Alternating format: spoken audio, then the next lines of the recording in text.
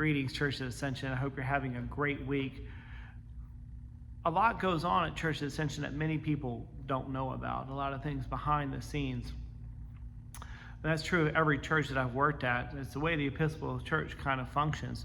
We've got this thing called the vestry. Those are the people that get up and during announcements and talk to you, but they do more than that. They also are a governing body of the Episcopal Church, and they share leadership with me here to help discern what direction we're going.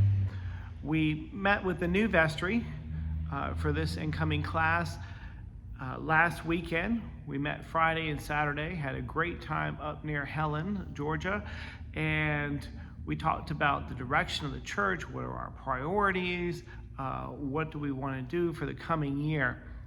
It was a great retreat with a lot of energy. We have a great vestry here at Church of the Ascension. We have a long history of having some great people and great leadership here at Church of the Ascension.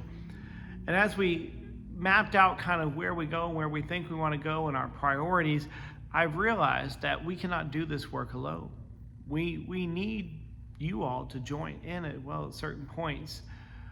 And while we will be help kind of steer the ship, we need you all to join with us in transforming this place.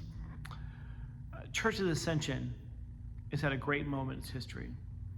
And I wonder what the history books will say about us, about this chapter in our life.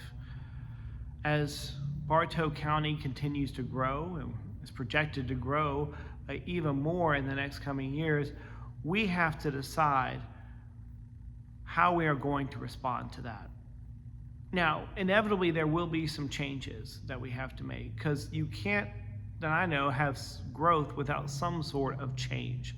Change often makes people nervous. Change usually means that we're losing something, if not just the familiarity, something else, and that can upset people. But often we gain stuff as well, and it's a good time to be reflecting on that, about loss and gain. You know, Jesus tells his disciples over and over again that he will suffer and he will also rise, but all they could really think about was the suffering, because they couldn't conceptualize what even resurrection meant. We tend to do that even nowadays. We focus on the loss of things and don't look about what could be or what God's calling us to do. And we get wrapped up in that kind of cycle. So I invite you, not just in the season of Lent, but beyond too, in your life, not to get so wrapped up, whether in your personal life or in our common life together, about all the losses, but also look to the good things that God could be calling us to do if we're but willing to follow. So, I don't know what the future holds for Church of the Ascension.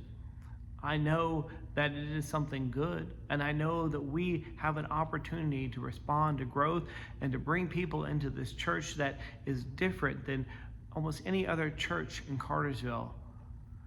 We're having about maybe 10 to 15 people confirmed coming up in the next couple weeks in the Easter season.